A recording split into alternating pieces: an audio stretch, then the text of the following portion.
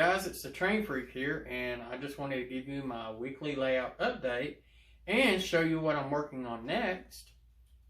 But before I get to that, I always want to remind all my viewers to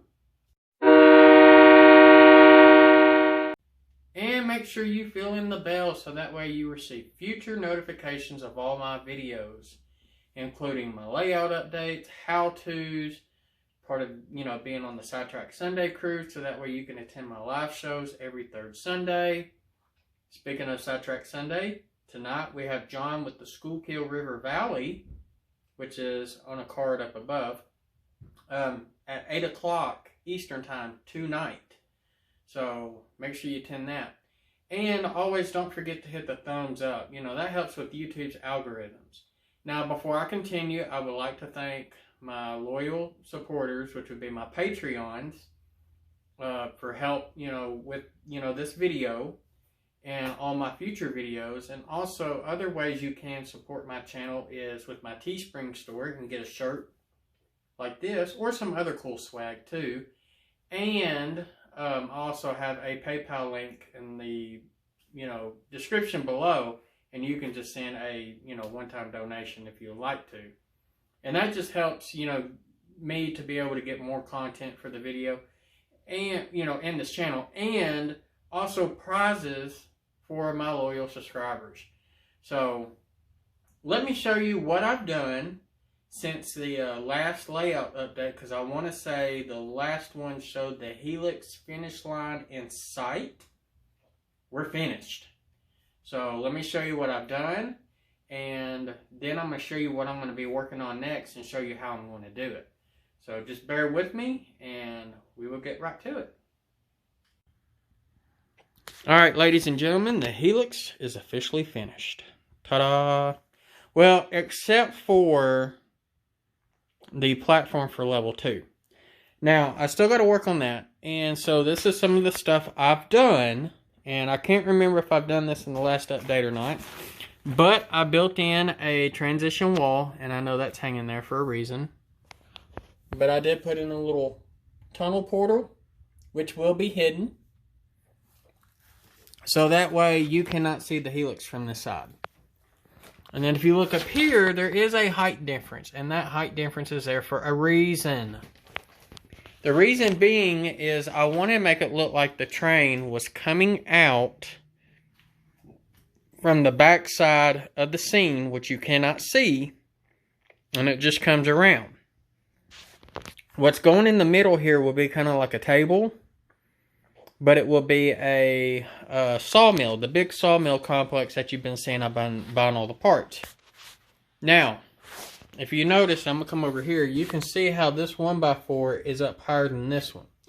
And that is so that way I have clearance, not on this side, but the train's coming out back there. So I made sure it was high enough with my NMRA standards gauge. So this half of the circle will be cut out. You can actually see it. But what I'm going to do is put a wall up here between the side of the layout and the garage door, because you're not going to be able to see it from that side anyways. And that's what's going to help hide the train as it comes out of the Helix. Alright, I've also added super elevation from back over there this way. I think I actually started, I started about right there. And of course I use blue painter's tape. I go 6 levels, but I don't start with 6 levels at the beginning. I will start with, 1 level all the way to where I wanted it finished. And I do my hand like this. And so if it's like this, if it started here where my pinky finger was, the next level is going to start where my index is. And I finish it the same way as well. And then, of course, I just keep stacking until I get to 6 levels. And then when you lay the train on it, it's kind of hard to tell. But it has a slight angle. There you go. So, and that's just kind of help give it some realism, because super elevation is the railroad's term of banking, that cars do. As the train goes around a curve, it allows faster speeds in the curve when they're super elevated. Alright, so something else I did is, since the Helix ends right here, and this is still a slope up because we're going from the plywood barely being over the 1x4 to the plywood being on the 1x4. So this is a slight grade, very, very slight. It's not as steep as that, and you can tell right there. I always put re-railers coming in and out of my Helixes. And this is the first Helix I built, and it just makes good practice in case if you do have something derailed, either going in or going out. It helps get it back on track. So I have one up here, which the nice thing is you can always turn these into railroad crossings too, which is pretty cool. The other one, you can see it's back there. And it's right there where the tunnel portal is, so if you see it on this side, you can't see the tunnel, but you can see it there. Now, if you're going to ask, with this first turnout being here, is that enough clearance in your tunnel for really, really long box cars such as 86 footers? Yes, it is. I tested it. I know. So this is just kind of the idea. Sawmill, it's going to sit a little higher. I'll have to create like a little hill. And, of course, all of this over here will be covered up. You're not going to be able to see it. I got the re-railer. As it's coming in, it's going to keep curving. And I'm sorry about this 2x4, but I have to have it for level 3. And it's going to come right into that turnout, which is going to be the siding to the industrial complex. Alright? And that should be over just a tad bit more. But looks just like that. And I did go ahead and install a tortoise, which you can't see the tortoise logo, but it's already got one on it. So the next sheet of plywood that I will put it on there and slide it in, so that way I can slide it up under this. So this is actually only being held in by one nail right now. Alright, so that is all I have as far as what I've been working on. The next thing I'm wanting to work on before I put plywood up on level 2, and I'm going to show you, if you look, you can see there's a lot of shading, a lot of shadow. Well, I still got a lot of light coming through the grid. What's going to happen when I put plywood on top of the grid? Light's not going to shine through. So, we need things such as these. These are called pigtail lamp sockets. And these are called surface mount sockets. And these are made out of porcelain. These are rubber. Now, I can easily find these at my local Lowe's, Home Depot, any type of hardware shop. I had to order these online. And they're about the same price. But these are going to be good to mount like right here.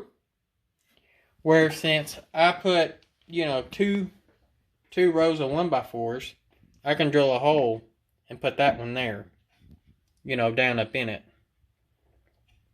And run my wires through this little gap here. So, that's what I'm fixing to do now. So, actually, I'm going to show you the surface mount because it's a lot easier.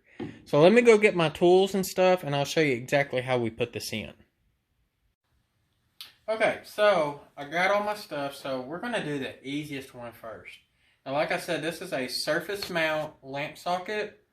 I will provide the link of where I ordered it in the description below. And I'm just going to kind of show you that it is recessed and they are nice enough to put in a little lip there. But this is made out of porcelain.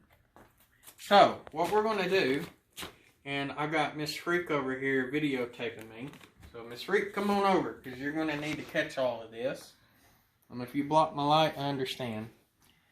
What I'm going to do is I'm going to put this about halfway. And I'm going to do it up and down for a reason. Because if I try to do it this way where my wires are hanging down, I have a chance of being too far up. And then once you put the bulb in, the plywood's not going to set down. So it's best if you put your screw holes top and bottom, and your wires off to the side. Alright, the wires or the screws that I'm using, I've got some deck screws. These are 1 1/4 inch, and they're good because they make, with the I guess the countersink on it is wide enough to where I don't have to worry about using a washer. And you can see that 1 1/4 is not going to go all the way through this 1x4. Now, am I going to use a drill to do this? No, not at all. We're going to have to hand tighten these screws. That's just the way of the road. Alright, so for here, this is the area I want to light up. I'm going to try to get it here in the middle. And I have a screwdriver, and we're going to have to try to hand screw these in. And I know once I get the first screw in, it'd be much easier to get that second screw.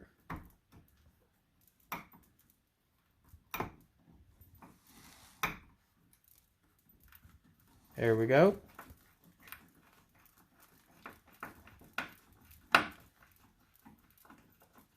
And we just want to get it snug. We don't want to over tighten it because it will bust. Alright. Now the bottom screw.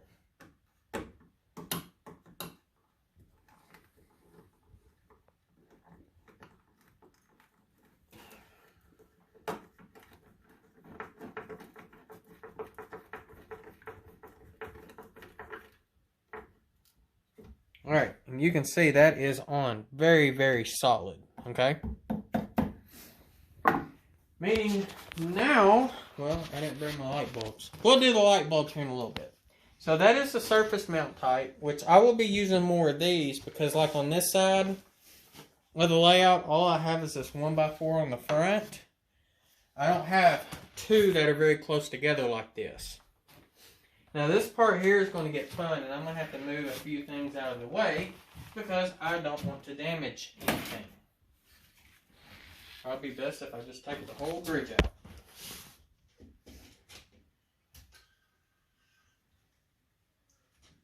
And we'll move the snowplow right there. Alright. Because I got to climb up here now. So, because I didn't pre-drill these holes when I put it all together, I brought a box to catch shavings. Now, what I'm going to try to do is try to light up this grid the best as possible. However, this is directly in the middle. So I'm going to kind of adjust to the side of it, which will be okay. And the whole purpose is whatever hole I drill in, I'm going to shove this in. Okay? And then I can drill a small hole this way for my wires to go through. What I grabbed here, I think this is a 1 1/2 inch hole saw, which if I hold this up to it, you can see it's not as wide as this outer lip here, but it should be wide enough for this down here. So this might get a little loud. If it does, turn your volume down. You got a fair warning. Alright. I'm going to try to go center as I can.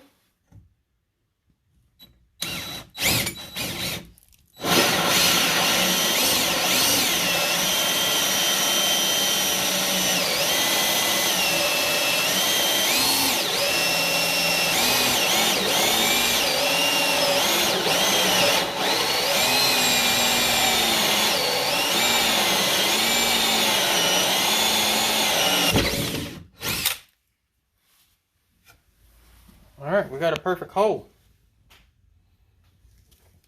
So, if this works out right, I should just be able to shove this in this hole here.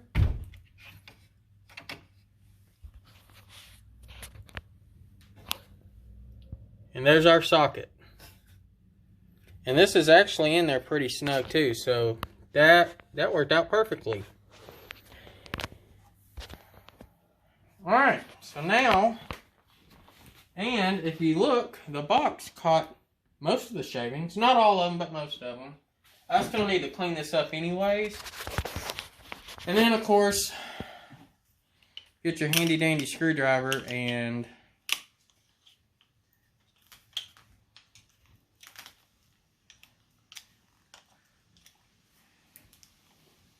for those who have a wood stove or a fireplace, these make good wood starters. So good kindling to get your wood going. So, alright y'all. Let me go get some light bulbs and let's see how it looks with the bulbs in it. Okay, so these are the light bulbs I'm using. I got these from my local Home Depot. But these are basically 60 watt replacements. They are what's called an A19. That is a model. And I did get it for daylight. For those who do not know, daylight is also rated at 5,000 Kelvin. That is the same light that you would see during the regular part of the day. And I also made sure that I got them dimmable because I do want to simulate, you know, dusk and dark. So there might be times where we might be running op sessions with the lights off. And then there might be times where we're running op sessions, you know, say 6, 7 o'clock in the morning when the light's not at its fullest. Basically, if you're going to do this, go LED. Incandescents are too hot, and you know, fluorescents just do not put off a good light for some odd reason. So go LED if you decided, you know, to go this route. So let me show you how the lights look. We went ahead and installed the light bulbs into both the surface mount. And once I put a sheet of plywood on top, which I've got a fake piece here. Of course, I know it's not cut to fit. Let's see if we can see how it looks underneath. You can see that it is not, the plywood is not resting on the light bulb at all. Same goes back here with the piggyback lamp socket plug. And if I was to put this on here, same thing. I'm going to grab the phone and give y'all a better look. If I can find the bulb. Okay. Oh, I'm too close. That's why I can't find it. So you can see that this is a good height. And the other thing is that if I get down on the level of the 1x4, the bulb is hiding behind it. You cannot see it. So you would have to be kind of up under it. Now, of course, when we start running the camera car in the layout, yeah, you're going to be able to see the lights. But, I mean, there's just no way around that. So, alrighty. Let me get the phone back. So, what I'm fixing to do now is I've got, well, I got them here somewhere. But I got a whole bunch more of these piggybacks. And I got a whole bunch of these surface mounts. That now that's what I'm fixing to start doing. And then the other thing I'm going to do is use my drill. And this is a 1/2-inch drill bit. So that way I have enough, you know, a hole ran through like this piece. So that way my electrical can be ran through here. Okay? And so that's what I'm going to use this for. Other than that, that's pretty much where I'm at. Now, I do have my uncle. It's actually my wife's uncle. He knows electrical very well. He's going to be the one who actually, he's going to run a circuit for me. And I'll probably run a plug in the wall over there and have a plug under the staging area. And what I've done in the past is I've used like a light socket, cut a extension cord in half and ran the extension cord on that light socket. I will probably do something similar to that extent. So that way, all I have to do is just plug it in the wall. If we ever decide to move, or if something happens and I won't have any type of permanent electricity on this layout, and it can be easily taken apart.